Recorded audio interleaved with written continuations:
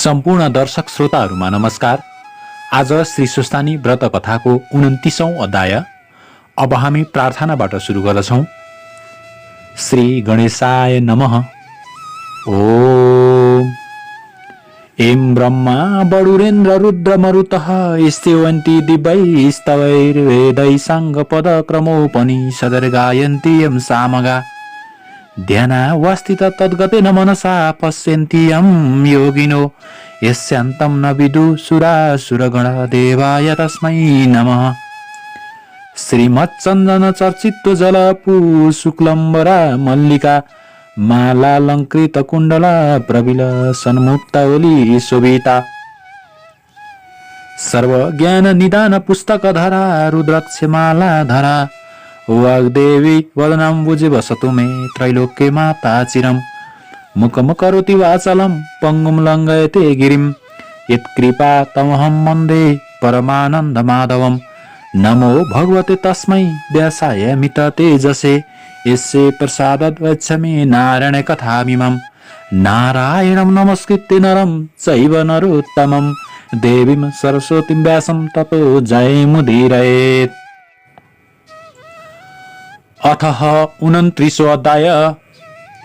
तब अगस्त्य मुनिले विनयपूर्वक फेरि स्कन्द कुमारलाई सोध्नुभयो, हे स्कन्द कुमार, तपाईका मुखारविन्दबाट सृष्टिको सारा क्रम र विष्णुका छलले महादेवजीसित विवाह भएकी दक्ष प्रजापतिकी छोरी उमाको पवित्र चरित्र तथा दक्ष प्रजापतिकै यज्ञकुण्डमा हामफाली प्राण त्यागेर पछि हिमालयकी पुत्री भई जन्म लिएकी पार्वतीले स्वर्गमा श्री सुस्तानी परमेश्वरीको व्रत पूजा गरेर फेरि शिवजीलाई नै पति पाएकी अनि पार्वतीकै आज्ञाले पाताल पुगेर अश्वत्थामा ऋषिले प्रचार गरेको श्री सुस्तानी देवीको व्रत पूजाका प्रभावले ती दुखिनी नागिनीहरू आफआफ्नो मनोरथ पूरा भई असंख्य सम्पत्ति पाई रमाएको तथा पार्वतीकै आज्ञाले मर्त्यमण्डलमा आई। सप्त ऋषिहरूले ती अत्यन्त दुखिनी गोमा नामकी ब्राह्मणीलाई श्री सुस्तानी देवीको व्रत पूजा गराए। लावण्य देश अर्थात् लुम्बिनी राज्यकी राजमाता बनाएको एवं श्री सुस्तानीको निन्दा गर्दा चन्द्रावतीले पाउनसम्म दुःख पाएको र अप्सराहरूको आज्ञाले यथाशक्ति श्रद्धा भक्तिका साथ सुस्तानीको व्रत पूजा गरेरै त्यस पूजाका प्रभावले उनलाई आफ्ना पतिका साथ मिलाएको कथा श्रद्धा भक्ति सावधान भएर मैले सुनिसकेँ। अब गोमा ब्राह्मणीका बाद मर्ते मण्डलमाहरू को कसले श्री सुस्तानी देवीको व्रत पूजा गरेर के कस्तो कस्तो फल पाए यस बारेमा पनि 2-3वटा अरू कथा सुन्न चाहन्छु। त्यस्ता जन पनि कोही छन् भने कृपा गरेर तिनको बारेमा बताइबक्सियोस् भन्दा स्कन्द कुमार आज्ञा गर्नुहुन्छ। हे अगस्त्य मुनि, गोमाका बाद चित्रवन नामको विचित्रको नगरमा बस्ने धर्मपरायण बाल विधवा सुलोचना नामकी नारीले ब्रह्माको गण्ड स्थलबाट अर्थात् हिमालयबाट निस्की पहाडका गिरी गहरा कन्दराहरू हुँदै गङ्गासित मिल्न दक्षिणतिर हानिँदै बगेकी गण्डकी यानी शाली नदी तथा महिषासुरलाई उसको गर्दनमा समातेर लातका लात घोद्दा पृथ्वीमा भ्वाङ परेर निस्केकी देवकी अर्थात् देवकी नदी अनि यज्ञकुण्डमा हामफाली उमाले प्राण त्यागेको सुन्दा दक्ष प्रजापतिका उप एकाएक उठेको महाक्रोधको झोकमा महादेवले आफ्नो त्रिशूल पृथ्वीमा ग्वाम गोप्ता प्वाल परी पृथ्वी भित्रबाट निस्केकी त्रिशूली नदी सबै आफ्नो बाटो हुँदै बग्दै आएर एकै ठाउँ मिलेको त्रिवेणी अर्थात् 3 आठे चुल्ठो जस्तो बनेको र पवित्रै पवित्र पानी मिलेर अति पवित्र भएको त्यो 3 नदीको दोभान्त नारायणको असाध्यै प्रिय स्थल बनेकाले नारायण भगवानले नै सबैभन्दा पहिले आफैले त्यस सङ्गममा नुहाई त्यहाँ माघ भरि मकर स्नान गर्नेलाई मरेपछि सरासर वैकुण्ठ पुर्याउने आफ्नो नारायणी शक्ति उहीँ घुसाएकोले त्यहाँदेखि संयुक्त रूपमा नारायण नदी नाम पाएको ठाउँ देवघाट यानी देवघट्ट अर्थात् सामान्य मनुष्यले मकर राशिभरि सूर्य रहेको दिनमा प्रयागको त्रिवेणीमा त्रिकाल स्नान गरेर स्वर्गको बास पाए झैँ देवताहरूले वैकुण्ठको बास प्राप्तिका लागि मकरभरि नित्यै नुहाउने गरेको अनि अप्सराहरूले पनि पौष शुक्ल पूर्णिमादेखि माघ शुक्ल पूर्णिमासम्म नित्य आई नुहाउने गरेको त्यस्तो देवघाटको छेउछाउमै कुटी बनाई धुनी जगाई योगिनीको रूपमा बसी पद्मासन कसी अघि ध्रुवले झैँ ओम नमो भगवते वासुदेवाय यो मन्त्र निरन्तर जप गर्दै सूर्यको तेजमा मात्रै मन कट्टक्क अड्याई दुष्तर्क, दुश्चिन्ता, दुस्तृणा, दुर्व्यवहार, बेफ्वाका गफडा, सारा त्यागी 12 महिना त्यस त्रिवेणीमा त्रिकालै नुहाई प्रत्येक वर्षको पौष शुक्ल पूर्णिमादेखि विधिपूर्वक माघ शुक्ल पूर्णिमासम्म उहिले गोमाले जस्तै गरी नियमपूर्वक व्रतमा रहे। माघ शुक्ल पूर्णिमाका दिन स्वस्थानीको विधिपूर्वक पूजा गरी 60 वर्षमा 60 वटा स्वस्थानीको व्रत पूजा र त्यसै त्रिवेणीमा 60 वटा नै माघ स्नान गरेकी पुण्यका प्रभावले ती योगिनी परलोक गएपछि जस्ती भइन्। त्यो रोचक कथा कल्प र चौघडीको बयान सहित अब म तिमीलाई सुनाउँछु। तिमी ध्यानपूर्वक चित्त लाएर कति पनि अन्य मनस्क नभइलौ सुन।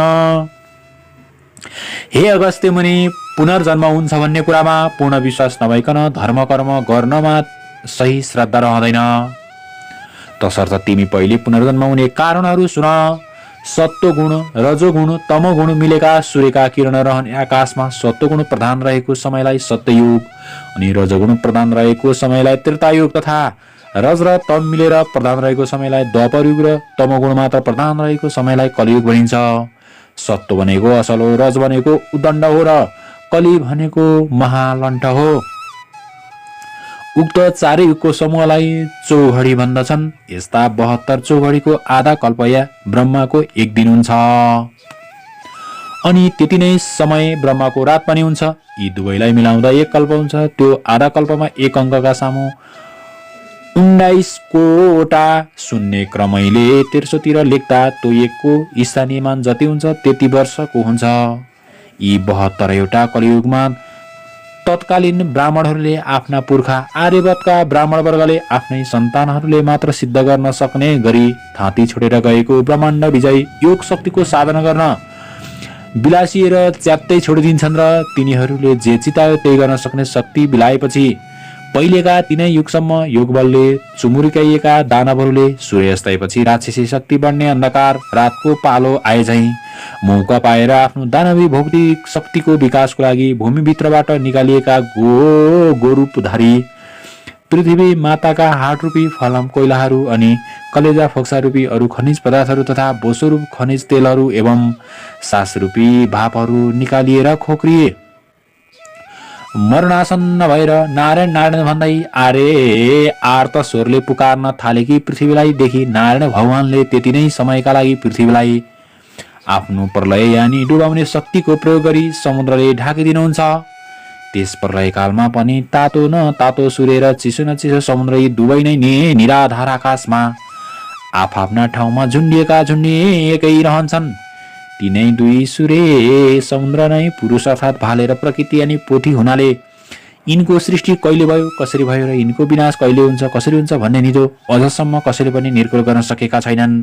त्यसै ढाकिएको प्रलयकालको मौकामा नै प्राणीका काटिएका ठाउँका घाउ पलाए झैं पृथ्वी माताका सबै अङ्ग प्रत्यङ्गहरू पलाएर तयार भइसक्छन् अनि विष्णुकै शक्ति बराह प्रभुले आफ्नो बराह शक्ति अर्थात् वार भनेको पानीलाई आमाने आसमन्तात चारैतिर ह भनेको हटाउने शक्ति प्रयोग गरी प्रत्येक वर्ष माघे संक्रान्तिको 7 दिन पहिलेदेखि 7 दिनसम्म गंगा सागरमा रहेको कपिल मुनिको आश्रम माथिको त्यो डुबाएर रहेको समुद्रको पानीलाई चारैतिर हटाएर त्यस आश्रमलाई उदाङ्गाए झैं नै पुरा समुद्रको 4 भागको 1 भाग जतिमा रहेको 7 दिपमाथिको पानी हटाइदिनुहुन्छ। त्यसै नडुबेको र डुबेर नौदाङ्ग्याए सम्मको समयलाई कल्प भनिन्छ। हे अगस्त्य मुनि, यस्ता कल्प कति बिते कति गनेर साध्य छैन। प्रलय हुनुभन्दा पहिलेका चौघडीहरूमा पनि वर्तमान चौघडीमा पनि कतिपय राक्षस वा दानवहरूले अथवा राक्षसी बुद्धि हुनेहरूले शिवको या ब्रह्माको आराधना तपस्या गरेर उनलाई प्रसन्न पारी पाएका वरप्रसादले उम्तिएर पाप फैलाई गठ बाँधी सज्जन धर्मात्माहरूलाई पिर्नसम्म पिरे भने बीचबीचमा पनि विष्णुले आफ्नो शक्तिद्वारा इच्छानुसारको अवतार लिएर ती सारा दुष्टहरूलाई मारी सज्जन धर्मात्माहरूको र धर्मको रक्षा पनि गर्नुहुन्छ। त्यसरी प्रलय काल हुँदा पृथ्वी डुबेको अवस्थामा पृथ्वीका चरचर स्थलचर र नवचर प्राणीहरू स्वात्तै डुबेर मर्छन् र तिनका प्रेतात्माहरू वा प्रेतरूपहरू आफआफ्नो गुण रूप आकार प्रकार धर्म कर्म पाप पुण्य बोकेर दूरदर्शनका पात्रहरू वायुमा स्थित बिजुलीमा विचरण गरे चाहिँ आफआफ्नो वंशका साथ मिलेर सूर्यलोकमा अर्थात् सूर्यका असंख्य किरणहरूमा नै फलभित्र उसको स्वाद गुण पौष्टिक तत्त्व नदेखिने गरी रहे चाहिँ रहेका हुन्छन्। ती पार्थिव वस्तुको पानीबाट बनेको देखिने हिस्सा काठपात शरीर जीव चाहिँ पानी गई पानीमै सर्छन्। नदेखिने तत्त्वहरू जति आकाशमा उड्छन् र सूर्यका बिजुलीमा फ्लापीमा अक्षरहरू चाहिँ थन्कन्छन्। अनि फेरि कालान्तरमा डुबेको स्थल देखिएपछि पुरुष सूर्य र प्रकृति यानि पानीबाटै बनेको पृथ्वीको मेलमिलापको तारतम्यबाटै उनै पहिलेकै सृष्टि दोहोरिन्छन् र दोहोरिरहन्छन्। आमाको शरीरका सामानहरूले बनेको देहका वस्तुहरू देखिन्छन् र त्यही देहलाई आधार मानेर रहेका बाबुका गुणहरू देखिँदैनन्। अर्थात् शरीरमा नदेखिने जति बुद्धि अनि गुणहरू बाबु सूर्यका हुन्छन्। एकै आमा बाबुका सन्तान र एकैचोटि एकै ठाउँमा जन्मेका दुई बालक पनि भिन्न भिन्न स्वभावका भिन्न भिन्न आकारका, कोही सपुत त कोही कपुत, कुनै पापी त कुनै धर्मात्मा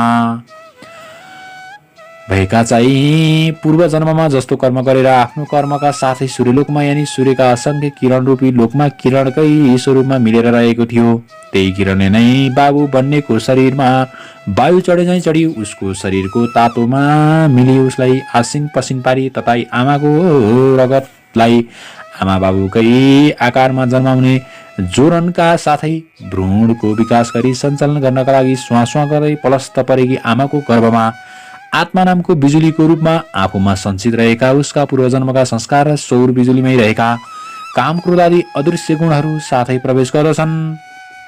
अनि त्यसमा रहेकी स्वसिद्ध शक्तिले आमाको गर्भको विकृत रगतलाई आमा बाबुकै आकारमा जन्माउने, सञ्चालन गर्ने, बढाउने, हुर्काउने, बुढ्याउने, मराउने र जहाँबाट आएको हो उहीँ पुर्याउने काम गर्दछ।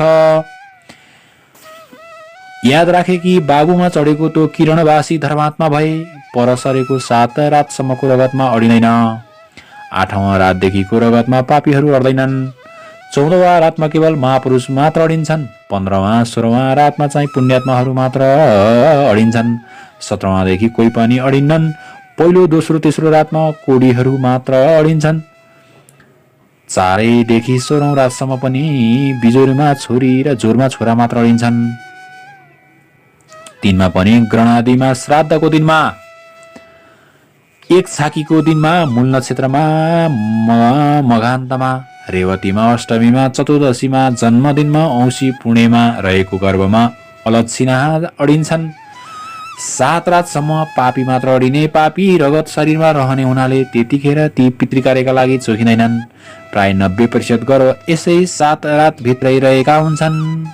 तसर्थ जहाँबाट आएको हो त्यहाँ फर्कनलाई यहाँ कस्तो कस्तो कर्म गर्नुपर्छ। पहिलोको सञ्चित अभ्यासले त्यस्तै त्यस्तै कर्म गर्छ र त्यस्तै कर्म गर्न ऊ रमाउँछ र गर्छ पनि। यसैको नाउँ स्वभाव हो। त्यसैले भिन्न भिन्न किरण लोकबाट आएका उही जातका पनि भिन्न भिन्न प्राणी वा मनुष्यको भिन्न भिन्न स्वभाव यस प्राणी जगतमा भएको हो।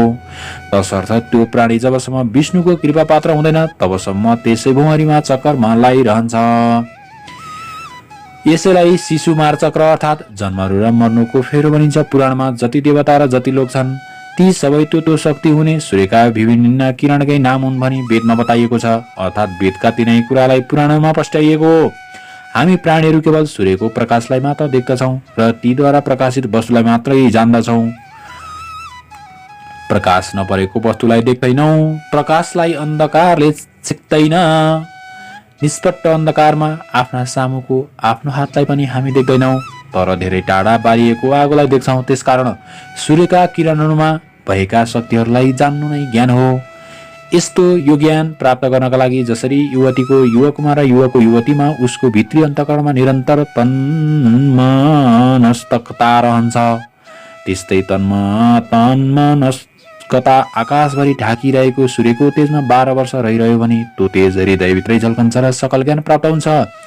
यस्तो जनलाई ज्ञानी भन्दछन्। ज्ञानीलाई पापले छुँदैन, शिशुमार चक्रले फेरो रहँदैन। यसैलाई विष्णुको कृपा पनि भनिन्छ। एक अगस्त्य मुनि उता पृथ्वी डुबेको बेलामा जलचर चाहिँ असंख्य बढेर समुद्रमा अटाइ नअटाइ हुन्छन्। अघि पृथ्वीले खोक्रिएको अवस्थामा विष्णुलाई आर्त पुकार गरे चाहिँ अब समुद्रले जलचरको भार थाम्न सकिन प्रभु भन्दै आर्त पुकार गर्न थाल्छन्। अनि विष्णुले आफ्नो बडा शक्ति प्रयोग गरी पृथ्वी माथिको पानी हटाइदिएपछि त्यहाँ थुप्रिएका जलचरहरू त्यहीँ मरिसडी कुहिएर त्यसमा बडे बडे किरा पर्छन्। त्यही सडानलाई नै क्षीर समुद्रयाई विष्णुको अर्थात् समुद्रको जलमा रहने शक्तिको कानीगुजी भनिन्छ र त्यही देब्रे कानको यानि उत्तरी गोलार्धको कानीगुजीबाट उब्जेको बडेमाको किरालाई मधु दानव र दाहिने कानको अर्थात् दक्षिणी गोलार्धको काने गुजीबाट उब्जेको यामनको किरालाई कैटब दानव भन्दछन्। विष्णुकै नाभि कमलयानी सृष्टिको केन्द्र स्थल नाइटोबाट उम्रेको अर्थात् समुद्रकै लेदो छिपछिपे पानीबाट उब्जेको पृथ्वी जल तेज वायु आकाश रूपनालको माथि खिलेको कमल पुष्प अर्थात् ती पञ्चमहाभूतको सामूहिक शक्ति मिली आकाशमै प्रकट भएको ब्रह्म नामको ब्रह्मकै नै चैतन्य शक्तिलाई र त्यसको उद्भव स्थानलाई भताभुङ्ग पारी पृथ्वीलाई दबदबे पानीमै डुबाई राखी त्यहाँ दानव देश बनाउलान्, जस्ता ती प्रबल दानव किरालाई हटाउन ब्रह्मका स्तुतिले प्रसन्न भएकी योगमायाले ध्यान गरी जगाइएका अर्थात् शरीरमा धारण गराइएका स्वयं विष्णु शक्तिलाई नै 5000 वर्ष लाग्यो र पनि नसकिएर विष्णु हैरान भई बसेको बेलामा ती किराहरू चम्किँदै सोरिएर आफ्नो नगिच आई उफ्रिँदै उधुम मचाउँदै ए पाजी के नाप्न सक्छस् नाप भन्दा विष्णुले बाचा बधाई तिमीहरूलाई मारेर पृथ्वीलाई सफा पार्न सकौँ भन्दा ती किराहरूले जलमा त हामीलाई मार्न त सक्दैनस्, थलमा हाम्रो शक्ति कमजोर हुने हुनाले पहिले पृथ्वीको पानी सुका अनि मात्र मार्न सक्लास भन्दा इन्द्रलाई 12 वर्ष पानी नपार्ने आज्ञा दिई त्यहाँको पानी सुकाई अनि मात्र आफ्ना दुवै काखमा अर्थात् उत्तरी गोलार्धकालाई र दक्षिणी गोलार्धकालाई बायाँ र दायाँपट्टि नगिचै राखी ती सारा किरालाई आफ्नो चक्र चलाई मारी ब्रह्मलाई डुब्नुबाट जोगाउनु भयो र तिनै मरेर सडेका जल जन्तुका हाड खोडका थुप्रोले पहिलेका दर्के पानीले र पहिरोले खी थेप्सिएका पहाडहरू चुलिए, भूमि मलिलियो। फेरि ब्रह्मशक्तिले अघि सूर्यमा गइरहेका वंशहरू आफ्ना गुण स्वभाव आकार प्रकार लिएर सूर्यका प्रत्यावर्तन शक्तिले पृथ्वीमा फर्कन थाले। यसरी अजरहरू आइसकेपछि भ्यागुतोले पानी घोडाले पानी मान्छेले जलथल दुवैमा सास फेर्न अडिन सके झैँ पृथ्वीमा अडिन सक्ने मत्स्यकै नामले पुकारिने जल मानुषको रूपमा पैदा भएर मानिसहरू र अरू प्राणी पनि समुद्रकै प्राणीमा जन्म लिएर मत्स्य न्यायबाट बस्न पृथ्वीमा आई निर्धक्कसँग रहन थाले र पानीमै जस्तो मैथुनी सृष्टि चलाउन थाले। पृथ्वीमै जन्म थलो हुनेको पानीमा सास फेर्ने शक्ति हरायो। त्यसै उसले प्रथम अवतार प्रभु मत्स्य धारणम भनिन्छ। यसरी नै ब्रह्माको मानव सृष्टि अर्थात् जलचरलाई थलचर बनाउने इच्छा शक्ति पनि भनिन्छ। यिनैमा पहिलेका शास्त्रज्ञताहरू आफ्नो ज्ञान लिएर जन्मने हुनाले उनीहरूले फेरि पहिलेका शास्त्र विद्या कलाहरू प्रचार गर्दछन्। यसै उसैले सबै स्थिति पूर्वकल्पकै जस्तै कल्पै पछि दोहोरिन्छन्। जसरी प्रत्येक ऋतुमा पोहोरकै दृश्य दोहोरिन्छन् त्यसरी नै प्रत्येक कल्पमा पहिलेकै कल्पका वस्तु चिजबिज नरनारी तिनका आकार प्रकार गुण अवगुण ऋतुका तारतम्य उनै दोहोरिरहन्छन्। यद्यपि उग्र पाप भोग्नका लागि मात्र मानव प्राणी भूत प्रेत पिशाच आदि र त्रियोनि यानि तेस्रो शरीर भएका प्राणी भएर जन्मे पनि तिनमा आफ्नो वंशीय गुण र वंश चलाउने शक्ति हुँदैन। त्यसको संस्कार उसको आदि यौनीको नै रहन्छ। हे अगस्त्य मुनि, जसरी समुद्रमा रहने सागरको पानी सूर्यका तापी बाफ बनेर सगरमा पुगी ओम खम ब्रह्म, ओम माने सत्रतम यी 3 गुण मिलेको, खम माने आकाश नै, ब्रह्म माने ब्रह्म हो भन्ने वेदको यो अन्तिम निर्णय अनुसार नै आकाशमा थुप्रिएको त्यो बाफ नै सूर्यमा रहेको बलाहक नामको शक्तिले बादल बनी, त्यही बादल नै बलाहकको स्वामी इन्द्र शक्तिले चिसो पानी बनी पिपिरी बजाउँदा चेपबाट चेपिएर निस्किएको मुखभित्रको त्यो तातो हावा नै बाहिरको खुल्ला चिसो बतासमा ठोकिँदा आवाज निस्किए झैँ बादल माथिको तातो हावा चेपिएर मेघभित्रको चिसो हावामा मिल्दा बादल गर्जने, दर्शनढुङ्गा माथि दर्शनढुङ्गा बजाउँदा झिल्का निस्किए झैँ बादल माथिको तातो बतासको बेग मेघभित्रको चिसो हुरीमा ठोकिँदा ती दुवैको आघातको बेग जुधेर जुदाईको बीचमा परेको पानीलाई चट्याङ बनाउँदै चम्कने बिजुलीले ठेली पानीको रूपमा मेघ पानी विद्युत बतास र आकाशको संयुक्त शक्ति नै जलशाही साकार विष्णु हो। त्यस्ता विष्णुको चरणोदक अर्थात् मेघको पानी ब्रह्माको कमण्डलु यानि मेघ मणिको आकाशबाट पृथ्वी वा पृथ्वीको टाउको रूप शिवको शिर मानिने हिमालयमा दर्की शिवको जटारूप मानसरोवरमा जम्मा भई भरिएपछि त्यहाँ नटेको पानी भगीरथ प्रयत्नले अर्थात् त्यति अग्लो पहाडबाट खदारिँदै भिर पहरा ढुङ्गा मुडामा बजारिँदै पाखा भित्तामा ठोकिँदै छिया भई बल्ल तल्ल बडा मुस्किलले सम्ममा आइपुगी। एकछिन पनि नबिसाई बिस्तार निरन्तर बग्दै गई फेरि सागरमा मिल्छ र फेरि पानी ताती बाफ बनी सगरमा पुगी पानी रूपमा वर्षी उसै सागरमै आवागमन गरिरहन्छ। बाफभन्दा पानी नदेखिए पनि पानी मरेको अर्थात् बिलाएको हुँदैन। जसरी अन्न फलफुलमा रहेको पोषक तत्त्व गुण स्वाद देखिँदैन तर खाएपछि अनुभवले हुन्छ भन्ने थाहा हुन्छ, त्यस्तै नै पानीबाटै बनेको यो शरीर अनि सूर्यबाट मिलेको त्यसमा रहेको शक्ति नदेखे पनि बिलाएको हुँदैन। त्यसरी नै यो सृष्टि स्थिति प्रलयको आवागमन पनि भइरहन्छ। पानीको यस्तो आवागमन देखेर पानीबाट बनेको यो शरीरको पनि आवागमन भइरहन्छ भन्ने कुरो यसै अनुमानले ठम्याउनुपर्छ। यही आवागमन भइरहने हुनाले यसका सञ्चालक भगवान विष्णुलाई चक्रपाणी अर्थात् हातमा चक्र लिएर सृष्टि स्थिति प्रलयको रूपले घुमाइरहने भन्दछन्। यिनै सब कारणले आकाशको जललाई विष्णुको चरणद्वारा र सृष्टि स्थिति प्रलयको आदि कारण वर्षेको जल नै हुनाले विष्णुलाई जलसायी भन्दछन्। क्षीरसागरमा शेषशय्या गरी सुतेका लक्ष्मी युक्त अर्थात् क्षीर माने दुध झैं सेतो प्रकाशमय, सागर माने अर्थात् आकाशमा व्याप्त विद्युत नै निराकार विष्णु हो र त्यस विद्युतमा निहित शक्ति नै लक्ष्मी हो भने प्रकृति रूप जललाई अङ्गाली मेघरूप धारण गर्ने शक्ति सम्पन्न विद्युत चाहिँ विष्णुको साकार रूप हो। यद्यपि समुद्रमा बडवानल नामले व्याप्त रहेको विद्युत पनि सूर्यबाटै समुद्रले संग्रह गरेको हो तापनि आकाश रूप क्षीरसागरमा रहेको विद्युत निठा तातो हुनाले ऊ पुरुष हो र जलरूप क्षीरसागरमा रहेको विद्युत चिसो तातो मिलेकाले प्रकृति हो, पुरुष भाले हो, प्रकृति पोथी हो, भाले पोथीको मेलबाटै सृष्टिक्रम चल्ने हुनाले दुवैको विद्युत तातो मिली एउटै आत्मा बने पनि भाले पक्षको शक्तिलाई परमात्मा भनिन्छ र पोथी पक्षको शक्तिलाई जीवात्मा भनिन्छ। परमात्माले शरीर सञ्चालनका लागि आवश्यक पर्ने बल विद्या वाणी आदि समस्त शक्ति दिए पनि तिनलाई प्रयोगमा ल्याउने काम जीवात्माले गर्छ र त्यस कर्मको भोग पनि जीवात्माले भोग्छ। परमात्मा त केवल उसका कामको साक्षी मात्र भइरहन्छ। यसैले हामीले झुटो बोल्दा साथसाथै साक्षीले झुटो भन्ने बकिरहेको हुन्छ। एउटै आत्मा भए एकैचोटि दुई कुरो बक्न सक्ने थिएन भन्नेहरूलाई दैत्यवादी भन्दछन् र आखिर समुद्रले धारण गरेको विद्युत पनि सूर्यकै बिजुली त हो नि। जसरी अरू शक्ति दिए तो दैत्य शक्ति पनि दिए उदिन्छ मात्रै स्वयं भोग गर्दैन भन्नेहरूलाई एकेश्वरवादी भन्दछन्।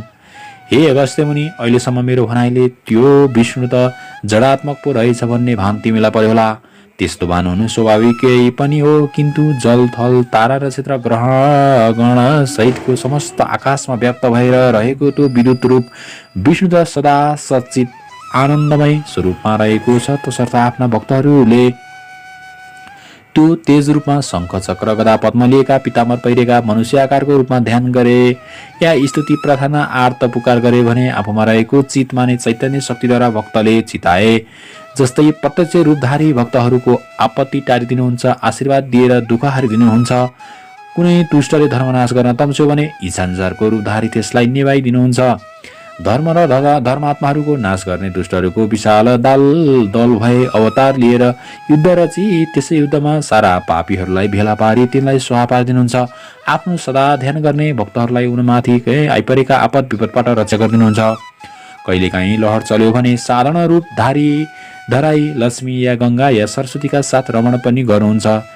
उहाँका यस्ता लीलाहरूको बखान गरेर साध्य छैन। भगवानका यिनै सब लीला र मनुष्यहरूका भिन्न भिन्न स्वभाव तथा गतिविधि एवं उनको विचारधारा हुनु नै पुनर्जन्मका अनुमानको कारण हो। यिनै सब कुरा नै हुन् पुनर्जन्म हुने कारणका प्रत्यक्ष विवरणहरू। हे अगस्त्य मुनि, तिमीले पुनर्जन्म हुने कारण सुनिसक्यौ, जान्यौ पनि त्यसकै कारण अब सुन। बस यस बन्ते मण्डलमा गोमाका बाद श्रेष्ठस्थानीको व्रत पूजाविधि पूर्वक गर्ने सुलोचनाको आख्यान।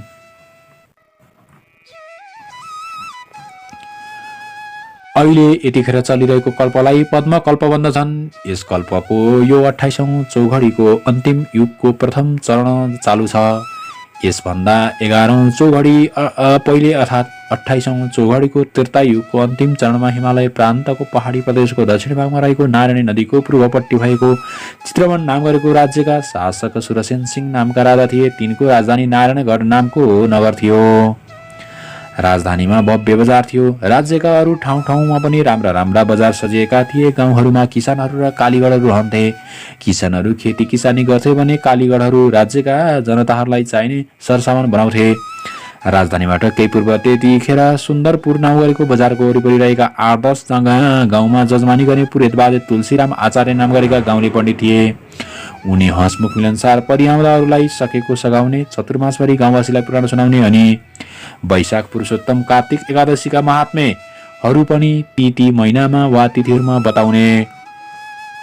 ती व्रतहरूको उद्यापन तथा पूजापाठ अनि श्राद्ध न्वारण व्रत बन्ध विवाह आदि पनि शुद्धसँग विधिपूर्वक गराउने। परिआउँदा सप्ताह पनि भन्ने अनि हात हेर्ने, कुण्डली हेर्ने, चिना टिप्पण देखिदिने तथा बिस्तुर नजाने झारफुके काम पनि गर्ने एवं टपटुइया घरेलु ओखती पनि गरी टुपल्ने हुनाले उनी उनका जजमानहरूका अत्यन्त प्रिय पात्र थिए।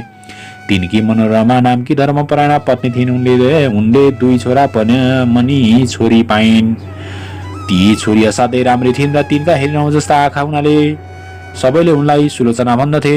ती सानैदेखि शीलवती थिइन्। उनी 12 वर्षकी भएपछि उनका बाबुले उनको विवाह कर्म नारायणकै टिलमाथि नै बनेको भव्य मन्दिरमा रहेको सिद्धिविनायक नामक गणेशजीका पुजारीका लायक गुणी छोरा श्रोताधरका साथ गरिदिए। त्यस बेलाको रीतिअनुसार पर नसरिकन घर नपठाउने चलन हुनाले बाबुले छोरी अन्भ्याएनन्। 1 वर्षपछि माइका रोगले श्रोताधर एकाएक मरे। बिचराले न दन्दन आउँदो 14 वर्षको उमेरमा विधवा हुनु पर्यो। घरकाले अलच्छी नै भनी घरमा ढिम्किनै दिएनन्। भाउजूहरूले चाकर्नी बनाए। छर छिमेकीले पनि अनेक ताना मार्न थाले। सेतो सारी लाएर बालकी छोरीलाई बाहिरभित्र गरेको देख्दा बाबुआमा पिरिएर झिङ्टिँदै गए। यस्तो परिस्थिति देखेर अझ भविष्यमा आइपर्ने गतिविधि विचारेर यसरी अनेक भूभल सहेर नाना भाँतीका टोकसो सुनेर मर्नैका लागि दिनहरू बिताई काल पर्खनु भन्दा त किन म कल्याणकारी भगवान विष्णुको तपस्या गरेर भावी जन्म नसुधारौँ भन्ने मनमा सोची एक दिन मौका पारेर उनले आफ्नो मनको तर्क वितर्क आमालाई भनिन्। आमाले बाबुलाई सुनाइन्। तब बाबुले यसो मनमा गमेर छोरीको विचार त ठिकै हो भन्ने ठानी उसको इच्छा पुर्याइदिने तारतम्यमा लागे। तब त्यो कुरा जजमानहरूलाई भनेर गण्डकी, देवकी, त्रिशुली नदी मिली त्रिवेणी भई नारायणी बनेको दोभान्नेर पहाडको भित्तामा बाढी नपुग्ने ठाउँमा पानीको सोता नजिकै पारी एउटा कुटी र एउटा लामो कटेरो बनवाइदिए। त्यसपछि उनको रक्षा र सेवा अनि हेरचाहका लागि 7वटी अर्धवैश्य विधवाहरूलाई उसै कटेरोमा राखी छोरीलाई कुटीमा बसाली। जजमानहरूलाई भनेर ती सबैलाई खानपानको सारा व्यवस्था मिलाइदिए। त्यसपछि ती बाल विधवा सुलोचना त्यसै कुटीमा बसेर सांसारिक सारा व्यवहार तजेर कामोत्तेजक विषय वासनाका बेफाकका तर्क वितर्क गर्न र मनुष्य मण्डलीमा रहेर फतर्का मार्न च्यात्त छाडी त्यो 3 पवित्र नदी मिलेकाले त्रिवेणी नाम पाएको त्यस दोभानमा दिनै काल प्रात मध्याह्न र साँझ नुहाएर आई कुटीमा बसी पद्मासन कसी निश्चल सोझो घाँटी गराई दुवै आँखाको हेरालाई नाइटोमा पुरै सूर्यको जाजलले तेजलाई आकाशभरि नै ढाकिएको सम्झी त्यस तेजमा मात्रै ध्यान अटल पारी त्यसै तेज राशिलाई विष्णुको स्वरूपमा अनि ओम नमो भगवते वासुदेवाय भन्ने यो विष्णु मन्त्र मात्रै जपी नारायणकी अति भक्तिनी योगिनी भएर अत्यन्त कठिन तपस्या गर्न थालिन्। उनी त्यहाँ सधैँ असल आचरणमा रहन्थिन्। कहिल्यै कसैको फोकटिया सङ्गत गर्दैनथिन्। ध्यानमा तलिन रहेको बेलामा को आयो को गयो उनलाई पत्तो रहन्थ्यो। आफ्नै शरीरमा रहने, सधैँ नरकतिरै जाने, बाटोमा मनलाई दौडाइरहने अनि काम क्रोध लोभ मोह मद मात्सर्यलाई उकसाइ रहिरहने दुष्ट इन्द्रहरूको बसमा कहिल्यै पर्दिनथिन्। जो पवित्र खाना मिल्यो त्यही मात्र खाएर सन्तोष गर्थिन्। सधैँ एक छाक जो जुरेको फलफुल मात्र खाने र भक्तहरूले नियमित रूपले पालो बाँधेर ल्याइदिने गरेको गाईको दुध मात्र पिउँथिन्। सधैँ साँचो बोल्थिन्, थोरै बोल्थिन्, अत्यन्तै सुशीला थिइन्, सदा प्रसन्न रहिरहन्थिन्। नारायणी शक्तिले मोहित भएर दर्शन गर्न आएका भक्तहरूले ल्याएर चढाएका वस्तुहरू पनि विशाल दिल भएकी उनी वरिपरि आसपासमा रहने दुखी दरिद्रीहरूलाई बाँडिदिन्थिन्। व्रतले देह सुकाएकी थिइन् तर ब्रह्मचर्यका प्रभावले तेजिली थिइन्। बिहान नुहाएर आएपछि पितृहरूलाई ब्राह्मणहरूलाई दिएर अनि आगामा होमेर दिनको 6वाँ भागमा फलफुल मात्र खाने गर्थिन्। कठिनभन्दा पनि कठिन सारा व्रतहरू विधिपूर्वक गर्थिन्। पुण्य कर्म गरेर नै सारा महिना सारा वर्षहरू बिताउँथिन्। प्रत्येक वर्ष पौष शुक्ल पूर्णिमाका दिनदेखि स्वस्थानीका व्रतको नियम पालना गरी नारायणी देवानमा प्रातः स्नान गरी कुटीमा आई आफ्नो नित्य कर्म सकि फेरि मध्याह्नमा सङ्गममै स्नान गरी त्यसैको तीरमा बालुवाको 2टा ससाना ढिस्को बनाए। त्यसैमा शिव पार्वतीको पूजा गरी कुटीमा आएर नारायणीको तेज रूपमा ध्यानमग्न हुने गर्दथिन्।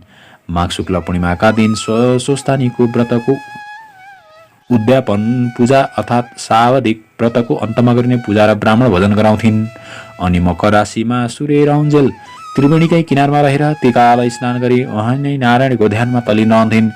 त्यस्ता प्रकारले ती सुशीला सुलोचनाले 60 वर्ष त्यस कुटीमा बसेर 60 वर्षमा स्वस्तानी देवीको 60 नैवटा व्रतपूर्वक पूजा गरिन् र 60 नैवटा मकर स्नान त्यस देवघाटको त्रिवेणीमा गरिन्। मकर राशिमा सूर्य परेको दिन माघ सङ्क्रान्तिदेखि त्यसै माघ मसान्तसम्मको नित्य स्नानलाई हामी माघ स्नान या मकर स्नान भन्दछौँ। त्यस कुटीमा त्यस्तै प्रकारले रहँदा रहँदै तिनी 75 वर्षकी भइन्। स्वस्तानीको 60मा पूजाको अन्तमा स्वयं स्वस्तानी देवी नै उनका सामु मात्रै प्रकट भएर त्यहाँ रहेका सबैले सुन्ने गरी, हे तपस्विनी, तिम्रो श्रद्धा भक्ति विश्वासपूर्वकको 60वटा अटुट पूजाले म अति प्रसन्न भएँ। अब तिमी यो मकर स्नान सकेर आगामी फागुन शुक्ल पूर्णिमाका दिन मध्याह्न कालमा यस नारायणीको सङ्गममा नै कम्मर कम्मर पानीमा 3 डुबुल्की लगाएर सूर्यलाई हात जोडी लामो स्वरले ओम भन्दा भन्दै यो शरीर यहीँ त्यागेर आत्मा शरीरले सरासर वैकुण्ठ जाऊ भनी स्वस्तानी देवी अल्पिन यो कुरो थाहा पाएर त्यस दिन त्यस सङ्गममा भक्तजनको कुरुलो लागेको थियो। ठिक भनेकै बेलामा देवीले भने जस्तै गरी रहेकी उनको तालु पड्कियो र उनको अदृश्य जीवात्मा उडेर सरासर वैकुण्ठ पुग्यो। पार्थिव शरीर पानीमै ढल्यो। भक्तजनले उठाएर किरानामा ल्याई सुताएर साराले फूल अर्पेर पूजा गरे।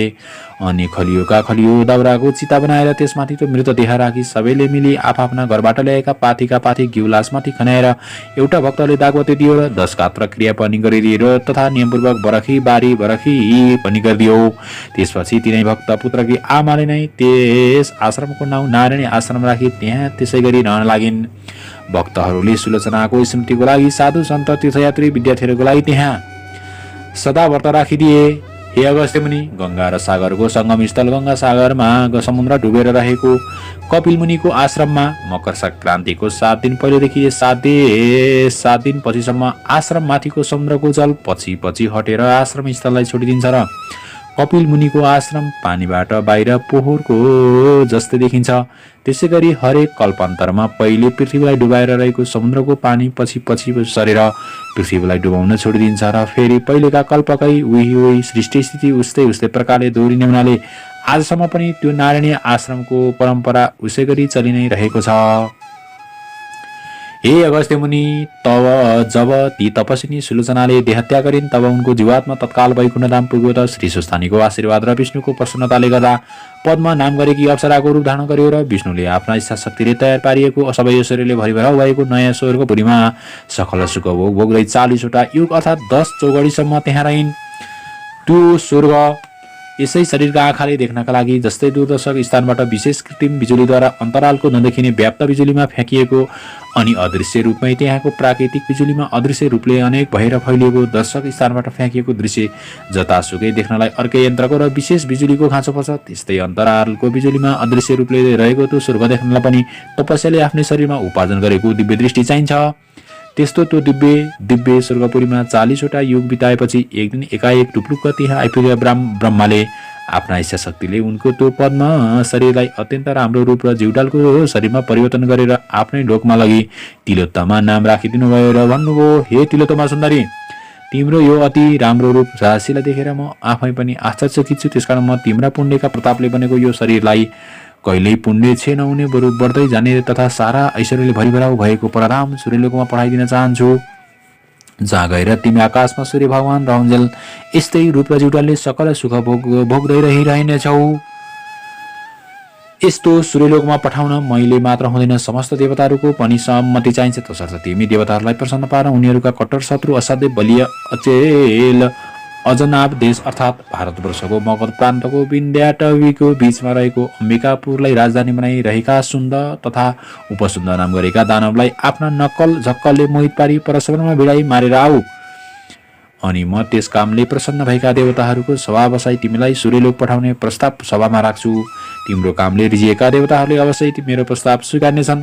तब म तिमीलाई सूर्यलोक पठाइदिनेछु भनेर हराएपछि ती तिलोत्तमा बनेकी सुलोचनाले अब तुरुन्तै ती 2 दैत्यलाई मार्न त्यो ब्रह्मलोकबाट बिना हातमा लिएर योगमार्गले अर्थात् जहाँ चितायो उहीँ पुगिने शक्तिले जहाँ ती दानव रहन्थे उहीँ पुगिन् र त्यहाँको पवित्र जल भएकी रेवा नदीको जलमा नुहाएर कलेजी रङको साडी पहिरेर रङ मिल्दो चौबन्दी चोलो लगाएर सारा श्रृङ्गार पटारका सामानले सजिएर पाउ जेब्र कर्धने छमछम पार्दै चुराहरू छन् छन् छन्काउँदै पहाडी सोताको नजिकै रहेको अशोक वृक्षको मुनि फेदमा रहेको केही अग्लो चेप्टो ढुङ्गामाथि बसेर सेतो चमेलीको फुलले बनेको गजरा शिरमाथि मेहराब आकारले सजेर रङबिरङ्गका गुणकेसरीका लहराको चुल्ठा लड्काएर कञ्चन हारले कण्ठ सजाएर हल्लो लुर्कन कानमा लगाएर सुनिरहँ जस्तो मिठो गीत गाउँदै छौटै स्वरले बिना बजाउँदै बसेकी हेरिरहँ जस्तो चन्द्रमाको चाँदनी जस्तै रु भएकी नारीलाई ती सुन्दर तथा उपसुन्दरका सिपाहीहरूले देखेर छक्क पर्दै तुरुन्तै हाफ साफ गर्दै सुन्द उपसुन्दका पास पुगेर हतारिँदै त्यस स्त्रीको बारम्बार वर्णन गर्न लागे। हे महाराज, यहाँबाट नगरी चाहिँ केही अगाडि नै साक्षात् कामदेवलाई नै पनि मोहित पार्दी जस्ती देवी हो कि दानवी हो कि यवनी हो कि यक्षी हो कि को हो, स्त्रीहरूमा रत्न समान कि बानो रत्नै रत्नले बनेकी जस्ती सोह्रै श्रृङ्गारले सजिएकी कोही युवती मधुर स्वरमा बिना बजाउँदै बसेकी छ।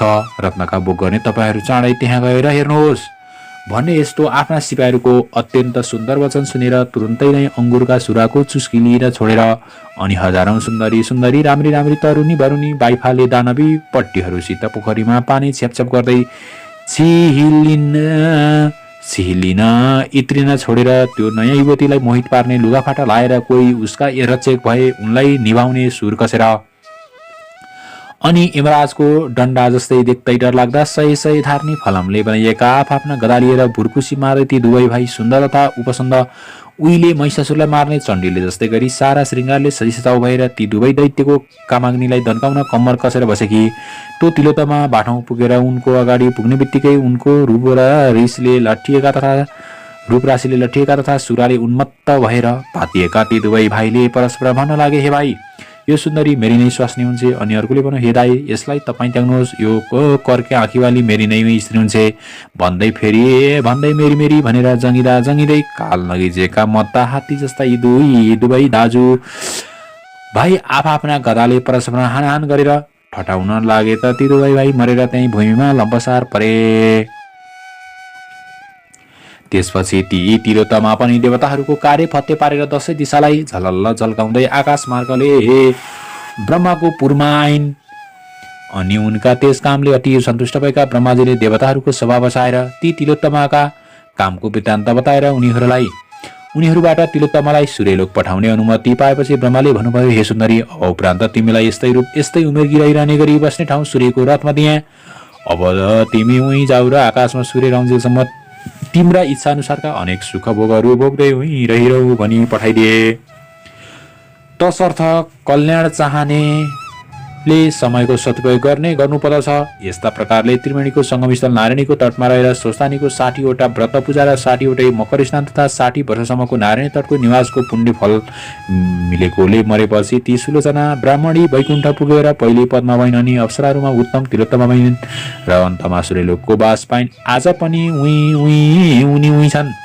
अरू पनि जसले सुलोचनाले जस्तै गरी त्यो व्रत नियम पालना गर्छन् उसले पनि उस्तै पुण्य फल पाउनेछ। त्यसकारण हे अगस्त्य मुनि, आफ्नो कल्याण चाहने मनुष्यले जसरी तसरी जे गरेर भए पनि वैकुण्ठवास प्राप्तिका लागि श्रद्धा विश्वासपूर्वक नारायणीको शिरानमा रहेको देवघाटको त्रिवेणीमा माघभरि बसी मकर स्नान गर्ने गरून्। महिनैभरि त्रिवेणीमै बसेर मकर स्नान गर्न नसके पनि 3 दिन तत्रिकाल स्नान प्रत्येक वर्ष अवश्य नै गर्ने गरून्। त्यसै गरी स्वर्गलोकको मात्र अस्थायी वास चाहनेहरूले प्रयागको त्रिवेणीमा मकर स्नान गर्ने गरे पनि हुन्छ। इति श्री स्कन्द पुराणे केदारखण्डे माघमात्म्ये कुमारागस्त्य संवादे श्री सुस्तानी परमेश्वरे व्रत कथायां सुलोचना सूर्यलोक गमनम नाम 29 अध्याय। ओम उपनयतु मंगलम सकल जगन मंगलालय श्रीमान दिनकर किरण निवोदित नवनलीन दलनी वेषण कृष्ण काले वर्षतु पर्जने पृथ्वी सस्यशालिनी देशयं छोभराइतो ब्राह्मण सन्तु निर्भया अपुत्रा पुत्रिण सन्तु पुत्रिण सन्तु पौत्रिण निधना साधना सन्तु जीवन्तु साधम शतम तत्रैव गंगा यमुना तत्र गोदावरी सिन्धु सरस्वती च तीर्थानि सर्वाणि वसन्ति तत्र यात्रा च्युतधार कथा प्रसंग या कुन्देन्दु तुषार हार धवला या शुभ्रवस्त्रपिता या वीणा वरदण्ड मण्डितकरा या श्वेत पद्मासना या ब्रह्माच्युत शंकर प्रभृति वीरदेवै सदा वन्दिता सामं पातु सरस्वती भगवती निशेष जादायपः कायेन वाचा मनसेन्द्रियैर् बुधात्मना वा प्रकृति स्वभावात् करोमि यत् सकलं परस्मै नारायणेति समर्पयेत् श्री सुस्तानि देवार्पणमस्तु।